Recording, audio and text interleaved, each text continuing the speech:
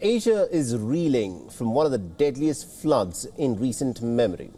At least about 1,200 people have lost their lives across Sri Lanka, Indonesia, Thailand and Malaysia after back-to-back cyclones and relentless rains that have triggered catastrophic flooding.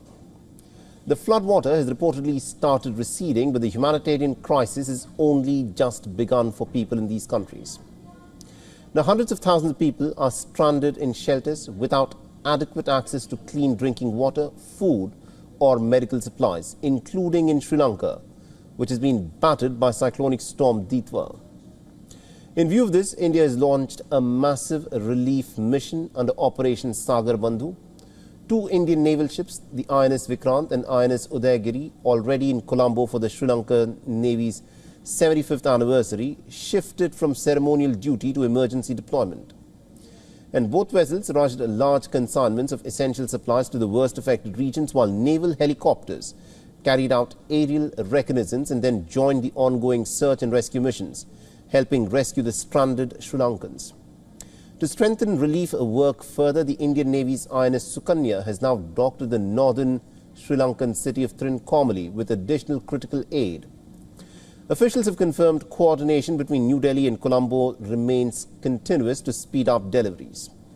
The Indian Navy has said that its rapid mobilization reinforces its position as the first responder in the Indian Ocean region and reflects India's commitment to stand firmly with neighbors under the Mahasagar vision and the neighborhood first policy. In a separate humanitarian gesture, India has also granted overflight clearance to a Pakistani relief aircraft carrying aid to Sri Lanka. And Pakistan has filed a request and India has approved it the same day within 4 hours.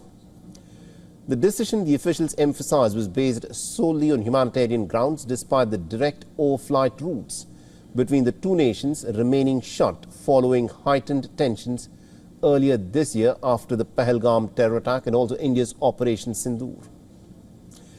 Pakistan's Ministry of Foreign Affairs has issued a statement to the contrary, alleging delays on India's part in processing additional flight clearance for a Pakistani aircraft, further alleging that India continues to block humanitarian assistance from Pakistan to Sri Lanka.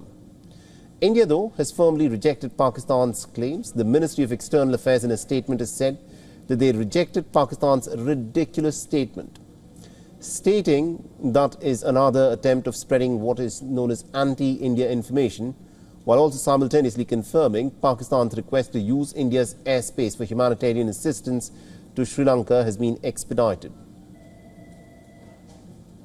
Now, across Indonesia, the residents are beginning to assess the scale of the devastation in the country's northern part of Sumatra. Residents waded through thick mud as they began cleaning up of what remained of their homes and businesses. The destruction follows days of relentless flooding that officials say has killed at least 700 people, with hundreds more still missing and thousands who remain displaced.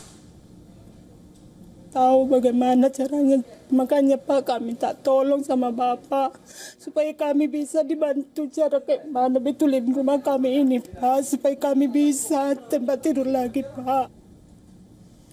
Communications in several Indonesian regions remain down. Power is still being restored, or road access is being blocked by landslides, forcing rescue teams to rely on helicopters and airlifts. Southern Thailand continues to grapple with the flooding disaster that authorities say is the worst in decades. The Thai military has in fact deployed helicopters, boats and specialized units, but the terrain and limited equipment have reportedly slowed further rescue efforts. The strong currents, collapsed bridges and submerged roads have left parts of the region inaccessible across the country. Nearly 2.7 million people across almost 1 million households have been affected. The focus remains on the people of the flood-hit countries across Asia, families who've lost everything and now depend on emergency aid to survive, with more rain predicted in several parts ravaged by floods in the coming days. The authorities have warned that the disaster is far from over.